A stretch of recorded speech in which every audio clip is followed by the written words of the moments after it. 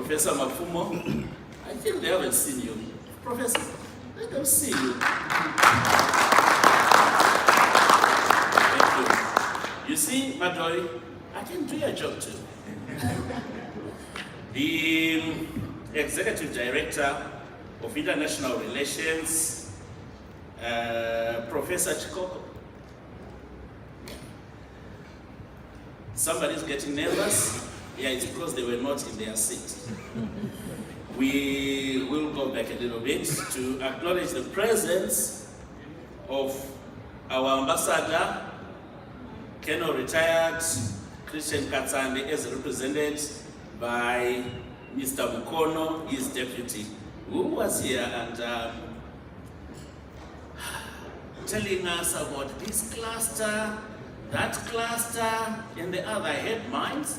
And of course, business leaders, representatives of both Zimbabwe and the UK community. We acknowledge fellow compatriots in here, particularly if there is anybody in the information sector.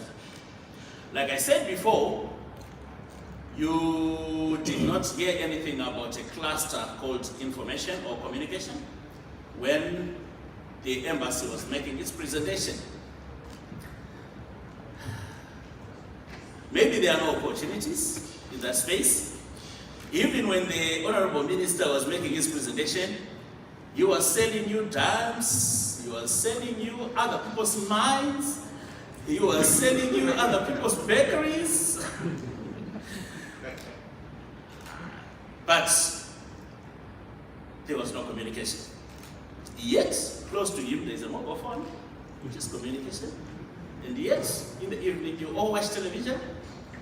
And of course, when my speech or my presentation becomes boring, you are all going to go to your phones. And you will be getting news from home and communicating with the rest of the world. But yet, we are marginalized. But does Zimbabwe have opportunities in the communication sector? Are there any opportunities for the diaspora in the Zimbabwe information and communication sector? There is no short answer to that. Let me start by saying, since I relocated back home, I've had the very good opportunity of interacting with a lot of my fellow diasporans and former diasporans. The normal conversation starts along this way.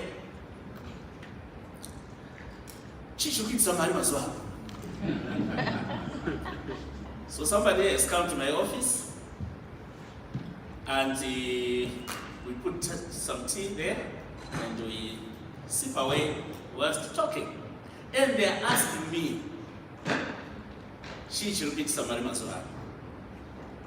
how can one make money in Zimbabwe? So they're looking at me. Some poor civil servant wearing a safari suit. In fact, let me talk a little bit about the safari suit before we carry on another conversation. Somebody in this room said to me, "Saka no uniform, it's a home government." It's Gilbert there. And I said, no, it's not actually a uniform. Besides the Pan-African bit,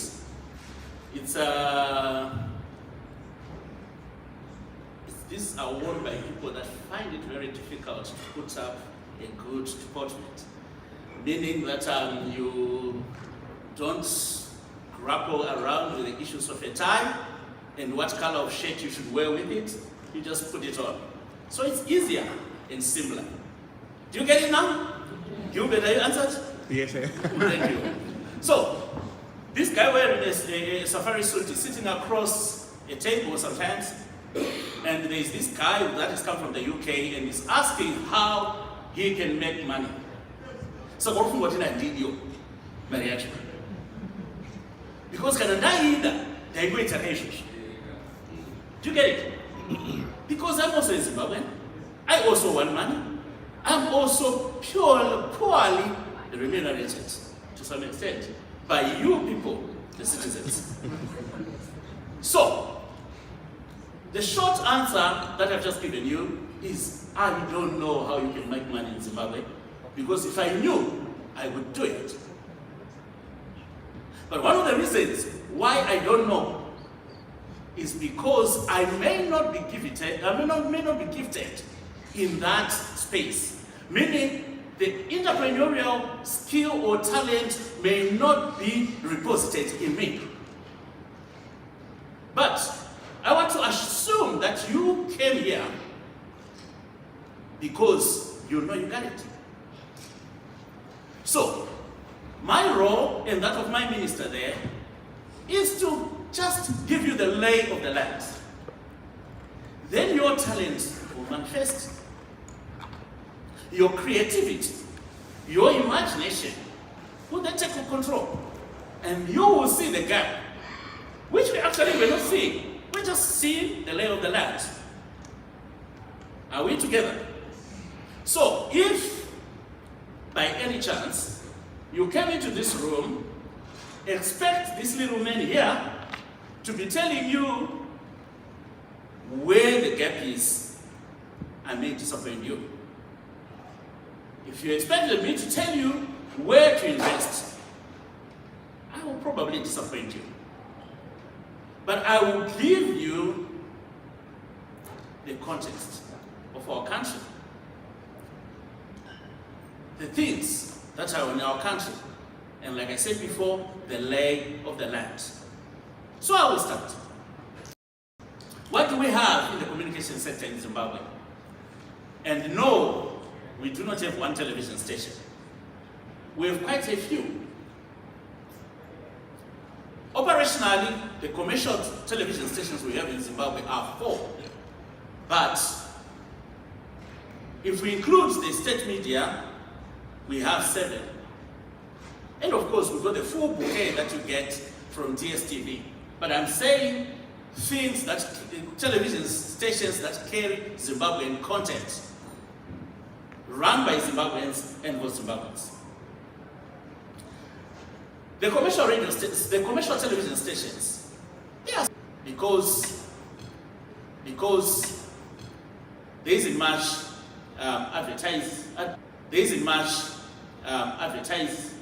adverts that are coming from the commercial sector. People are used to advertising from the commercial sector. People are used to advertising on ZBC, and ZBC has got a national reach. So therefore, it has got a national reach. So therefore, it seems like the migration, being state media and representing the ministry, I can't complain, because people are supporting ZBC. But in that space, there may be opportunities. We are constructing transmitters across the country in order to reach every blade of grass and every square inch of Zimbabwe. We need investment in that space, because government alone cannot put all the infrastructural transmitters that we need in the country. So if you are gifted in that space or skill, you have the correct skill set, by all means, when we leave this room, come and meet us. We will talk. As a ministry, we prefer working with Zimbabweans because we want to retain the money that we have. It's a capital-intensive endeavor to build transmitters. So you may need a lot of money. Because on average, to build a television transmitter, a digitalized television transmitter, it may take you around 2 million for one. In Zimbabwe, right now, we need 30 more. All in all, electricity. It's no breaking news that we have a problem. Electricity in Zimbabwe. We don't have electricity, most of the time we do. So therefore, almost every business that I know, including the space that we operate in, is trying to have an uninterrupted power supply, which they call UPS, meaning putting up solar systems does give people money. And Zimbabwe, as a country, has embarked on net metering. I'm sure it's a concept that you all know. That when you generate your own electricity, you can sell excess to the national grid. Whether you're generating that electricity through solar or by other means, you can sell it to the national grid and you get your money. Or you balance your own consumption against what you are giving to the national grid. There is space there. There's something for you to consider. So the transmission space is no exception. We need an uninterrupted power supply at every transmission site that we have. And that transmission site cannot operate using generators because it's unsustainable. That will take around 2,000 liters every week per site. Quite unsustainable. But if you come and speak to us, we may reach a private-public partnership where you build and supply electricity to our transmission site and we pay you something. There is an opportunity in that space. It's up to you. In Zimbabwe, we have 6 national radio stations. ZBC has 4 of those. The private sector has got 2 of those. We hope to license more. The content that they produce on the national radio stations, they may need some investment in there. You have to think about it. I'm sure those of you who come from my generation of this ripe age, you may have experienced Mukadota during your heydays, the paraffins and whatever that was coming out on radios. It's no longer there, but those productions, if you are talented or gifted in that regard, it's a consideration. We didn't only roll out national radio stations, because there are some stations that can only broadcast in certain areas. For example, Kulumani. Kulumani has got 13 languages, and it's mainly in the south and the western region. We have Yeboy, it's a commercial radio station, but based in Mashingo. We have Skies, it's in Bulawayo. We have Breeze, it's in Victoria Falls. Oh, you didn't know this exists, do you? All day, too. We have the one in Shagane. Does anyone know? Chadaukunzai. And we're rolling out more. Chadaukunzai. And we're rolling out more. In Mashonaland West, we have another one. What is it called? In Mashonaland West, we have another one. What is it called? Okay. It's called Platinum. What can I do? I have to tell you. It's called, okay. It's called Platinum. What can I do? I have to tell you.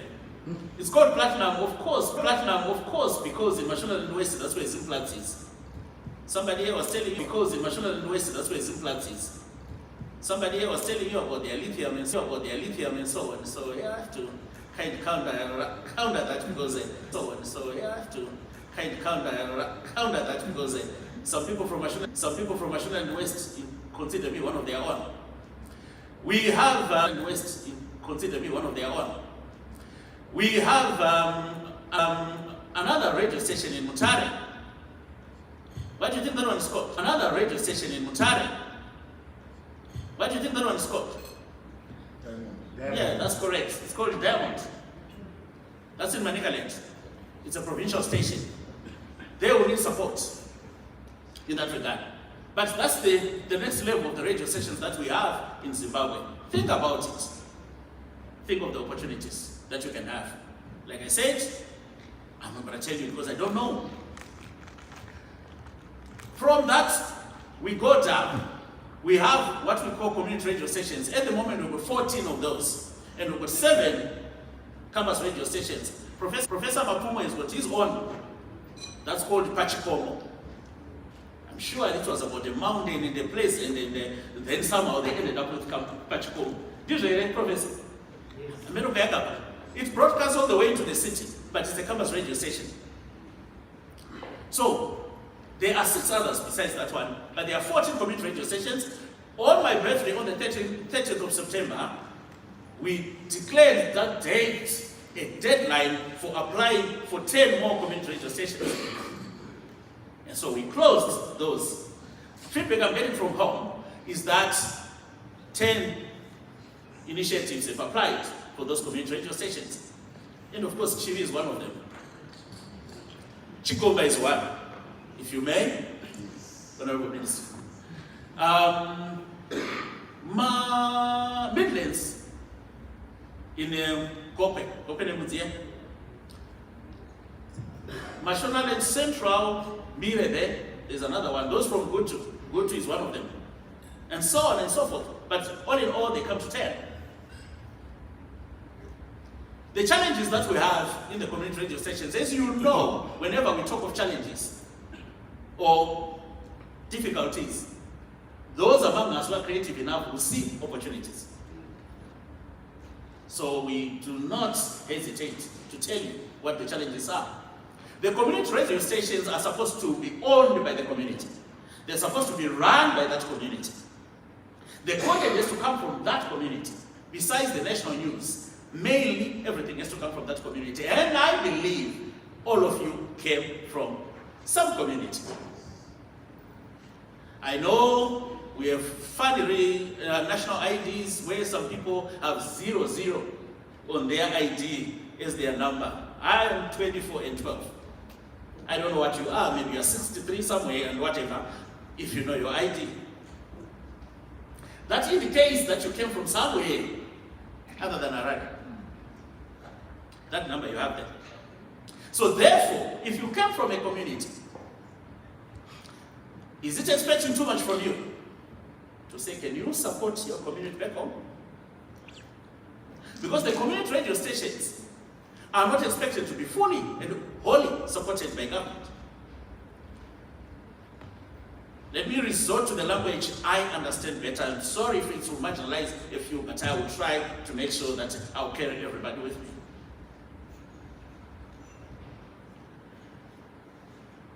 Kana tina community radio stations, tinenge chitarisira kuti community imomo kunamwe vanotekesa huku yavo, vamwe vanotekesa bhagidhi rechibage, vamwe vanomenya nzungu, vamwe vanodai. All that money is pulled together and it supports the community radio station so that the community can take ownership. We used to have a law called the Broadcasting Services Act, which we amended this year. That law from 2001 defined the diaspora as foreigners. That law banned the supporting of the broadcasting sector or the media sector by foreigners. And that included the diaspora. The Second Republic, in its abundant wisdom, felt that that was not correct. So in 2025, the new Broadcasting Service Amendment Act clearly removes the diaspora as foreigners and ensures that the diaspora can invest back home and can support the media sector and space. I think the Second Republic deserves a pamper. Because, thank you very much, I needed that as well. Because you can't pronounce that you are leaving nobody, no place behind when you are leaving some of your nationals that are based elsewhere. Those nationals who contribute over 2 billion to the GDP in Zimbabwe. You can't do that. And the Second Republic is awake to that and has walked the talk. So therefore, in that space, you can support your communities. You can support your communication channels. It's not new. It has happened. In Plumtree, we have a radio station called Radio Ukalanga. That's a Kalanga-based radio station. It's mainly supported by the diasporans in Fuge. Some Kalanga communities in Leicester here in the United Kingdom, South Africa. They put in loads of money. Then we have another radio station in Matobo, Matabeleland South. That's actually being driven by a diaspora. He's the one who brought everyone together, and he runs pretty much, the community runs it, but he does everything from here. Equipment came from the United Kingdom and so on and so forth. So it has already been shown that the diaspora can support those community radio stations if you are a member of the community. So, if your community is the Shangani community, we've got Awusheni for you in Chirete. If you are a vendor, we've got Locha for you in Beitbridge. If you are Sutu, we have Ingana for you in Bembes. If you are Tswana, we have Tepe Manama for you in Matabeleland South, particularly in one. I can go on and on and on and on. But I can assure you that we do have a lot of opportunities for the creatives in our communication sector. We watch television, we watch news, we watch films on platforms that are not Zimbabwe-based. We are not so known as a people for coming up with startups. I believe the sector that I work in, the sector that I'm coming from, is ripe for your creativity. I believe that if we have startups in that space, we will have something that's Zimbabwe-based, Zimbabwe-owned, Zimbabwe-centric. Therefore, there are companies like Netflix. All their content is mainly from the United States, and of course, when it goes African, it will go to South Africa. Maybe if it stretches a bit further west, it will go to Nigeria, but nothing from Zimbabwe. So if you are coming from that space, by all means, we are waiting for you. We will enable it for you to ensure that you get your money and your money will come back to you, and you will have the whole regulatory and infrastructural support from President Mnangagwa's government. It's not a small matter to make such a policy shift that the diaspora has become a key core in every sector in Zimbabwe, in every province in Zimbabwe, like the Honorable Minister was saying. Yes, he was selling his own province, but he was marketing the whole country. Because in everything that he said, you will find it everywhere. Every opportunity that he spoke about. If you go to Mashonaland Central, you will see the opportunities he's talking about. If you go to Matabeleland South, Matabeleland North, if you go to Binga, but there's one credit thing. You will need linkages. This is what my sector provides. So when you think of linking Zimbabweans to the outside world, linking Zimbabweans to one another, think of the information and communication sector. And in the next 3 years, I will be your permanent secretary, and I will listen. And that door is not only open, but it has been removed. So walk through and talk to us. I thank you.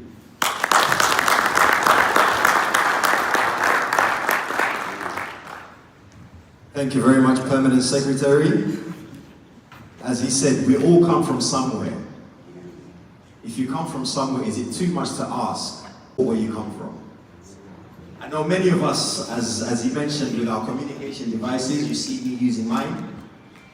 We have our Instagrams, we have our TikToks, but some of the people in the communities we come from do not have access to Instagram, do not have access to TikToks, and all of these things.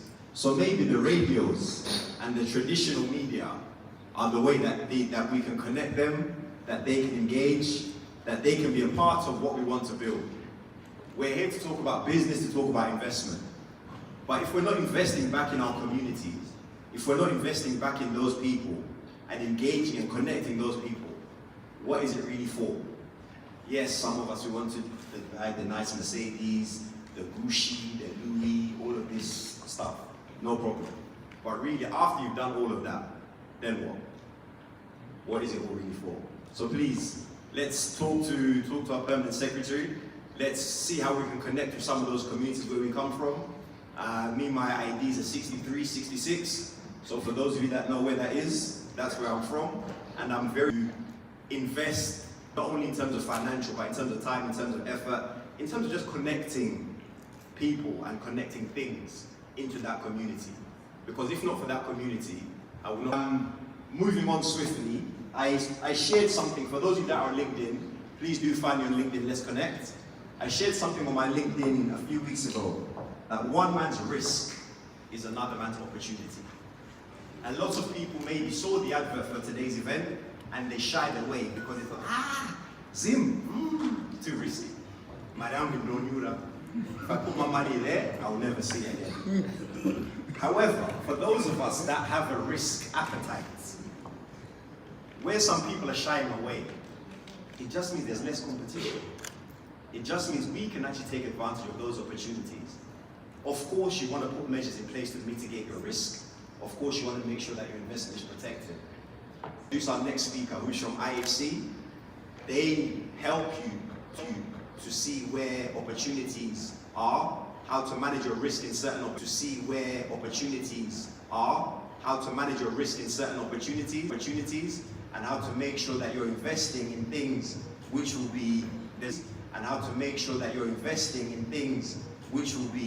there's nothing that's 100% safe, but which will be safer or as safe as possible to protect your investment and to protect your money. And please guys, this is actually my in-law. And to protect your money.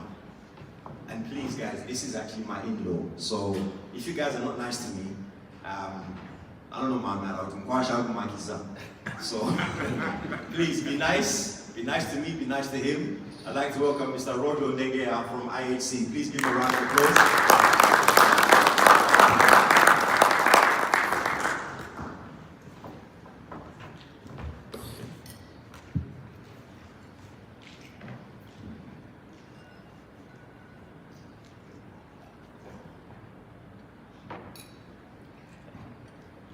Still morning or is it afternoon now? Just about afternoon. Because people are probably expecting their lunch soon. So I will try to keep this as brief as possible.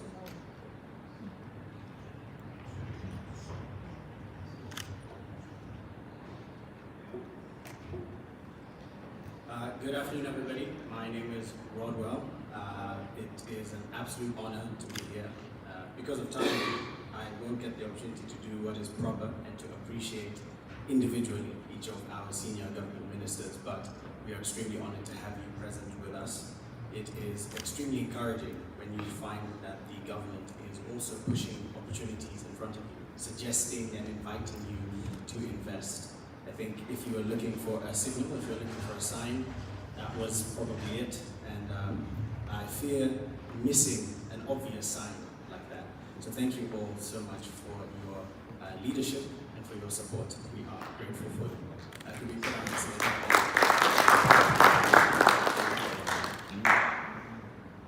Okay. So very briefly, I'm just going to play a very quick video. Hopefully it will show up there. If it doesn't, then I'll have to watch a quick video that shows a little bit about what IHC is all about.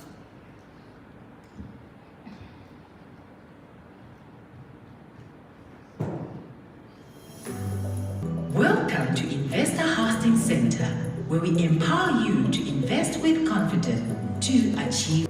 At Investor Hosting, we bridge global investors with Africa's immense mining, agriculture, and real estate. Our digital platform spans 55 countries, offering a centralized video. Screen is frozen. Okay, let's try this one more time.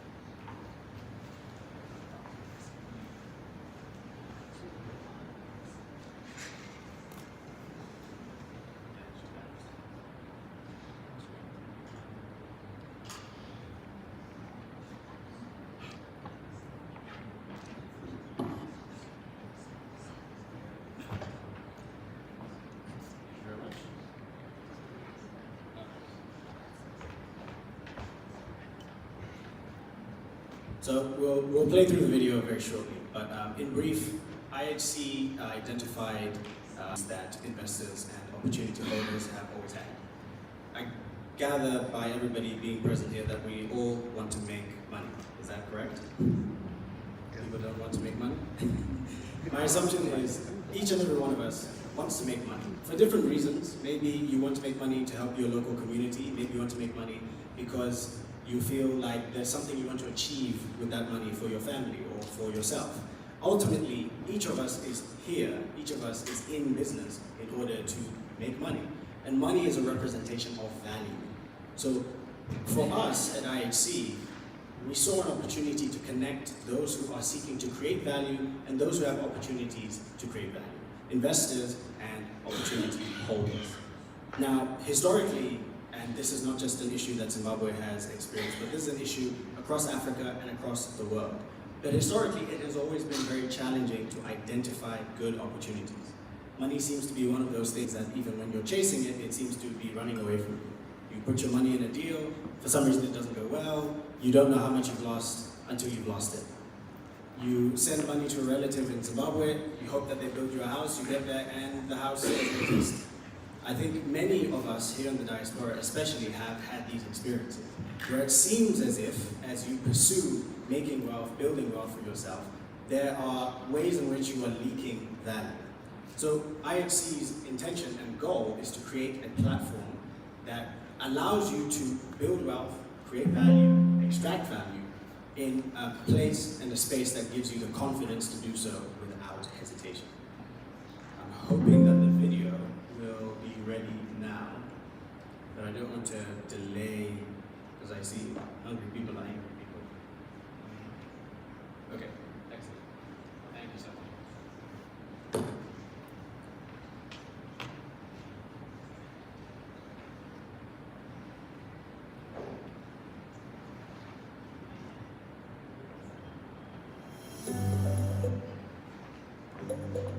Welcome to Investor Hosting Center, where we empower you to invest with confidence to achieve more.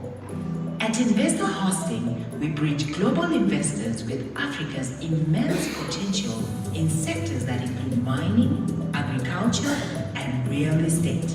Our digital platform spans 55 countries, offering a centralized, seamless investment experience. Using cutting-edge technologies like GIS, AI, and machine learning, we deliver data-driven investment insights, allowing you to confidently tap into Africa's vast untapped opportunities. Our vision is to be the premier gateway for global investment in Africa, unlocking limitless bankable opportunities and fostering sustainable economic growth continent-wide. Investor Hosting Center. Invest with confidence. Achieve more. Excellent. So my objective is very simple here today. My objective is to identify investors. And could you put your hand up if you are an investor in the room? Someone with capital that you're seeking to deploy in Zimbabwe. Whether you want to build a property, you want to invest in a stand, you want to invest in businesses in Zimbabwe. Okay, there's a few. And to identify opportunity holders. Those are people who have opportunities that are seeking capital. Can I see your hands if you are people with opportunities that are seeking investment? Excellent. So, at IHC, our objective is to connect dots, to build networks and connections that have value, to connect you as the opportunity owner with the investor that has the capital that you need. Now, historically, Zimbabwe has been a little bit challenging to invest in, and even if you're an opportunity owner, to find capital, because the bridge between the opportunity owner and the investor has not always been so easy to cross. If you're an investor, like I said before, it's not that easy to identify opportunities that are bankable in Zimbabwe, and the key word there is bankable. There are many opportunities that will be thrown at you. You'll see flyers, you'll see banners. If you're in Facebook groups and WhatsApp groups, you'll see people advertising all kinds of opportunities to you.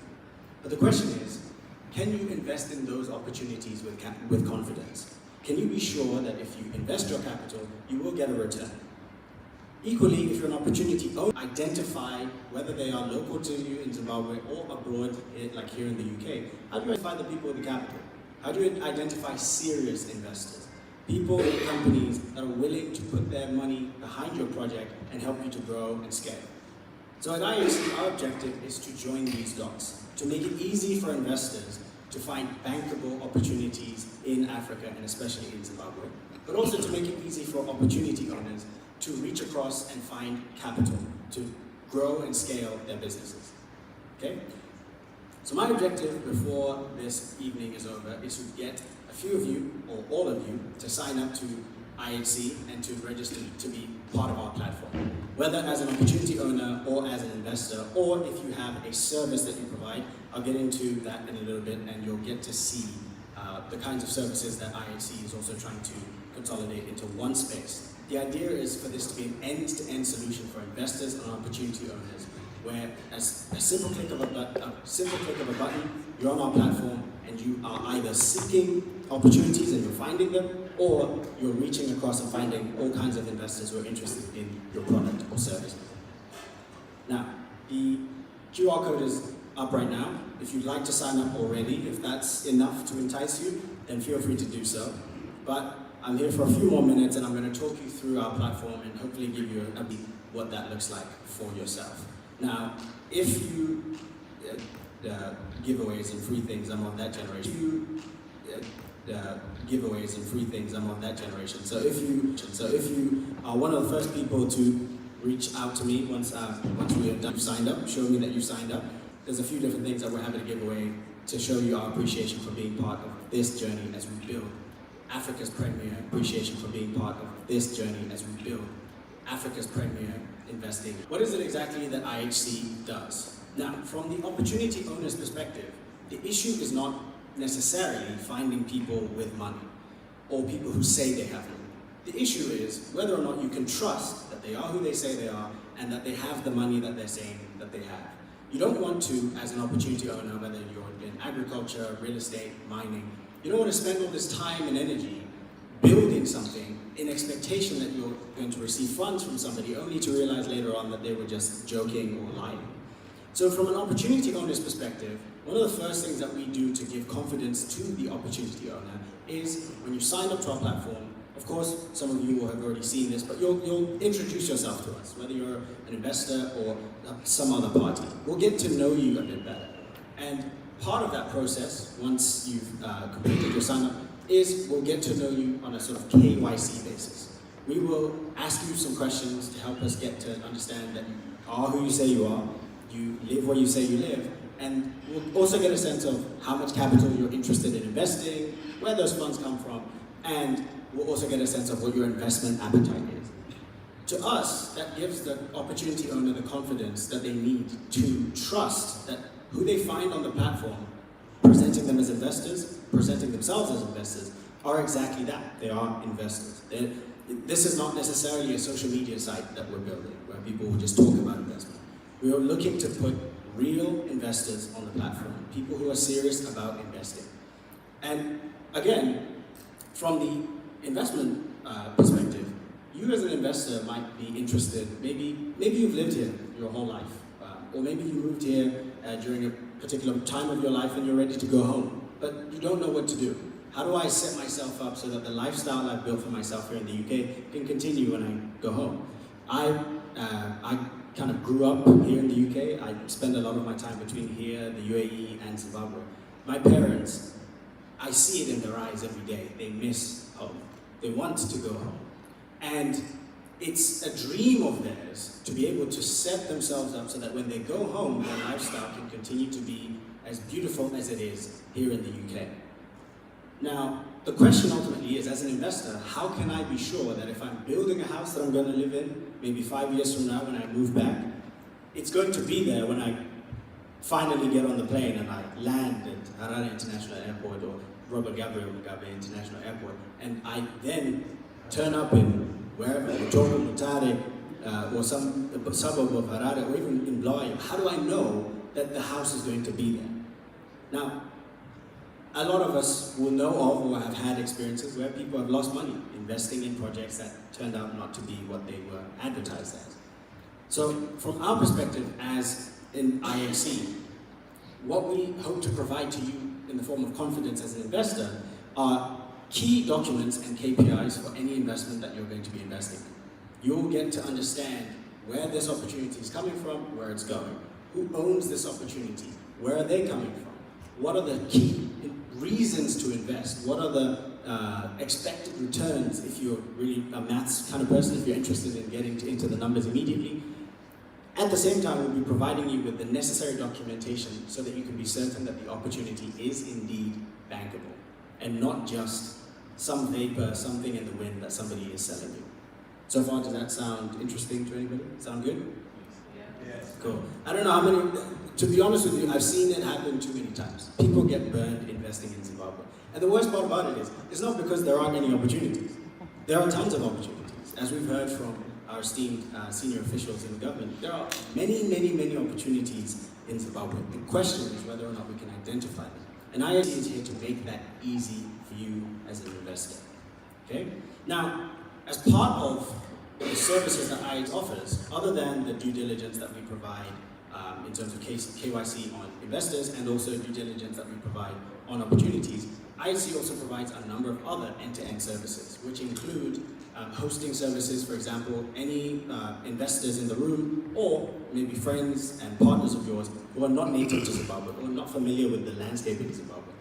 IIT's platform will also facilitate and help you plan your trip. If you're going to go and visit an opportunity, maybe you want to go see a mine that you're investing in, maybe you want to go and see a real estate project, but you don't know what flights to take, you don't know what hotels to stay in, and you need somebody to receive you at the airport. IHC is here to facilitate all of that through our very, very well-trusted service providers, who we also do KYC on, who we also have done our due diligence on, so that you can be certain that you're flying with a trusted airline, you're receiving by trusted hosts. But there is also this sort of specialist wing of IHC services, which is not just hosting services, but you'll find that many of the documents that you need to rely on when it comes to mines or real estate or, for example, any other sector, maybe communications or tech, will require some specialist input for them to be bankable. In the case of a mine, for example, you may need a particular report, maybe a competent person's report. In the case of other fields, there will be certain documentation that if you don't have this document, you cannot be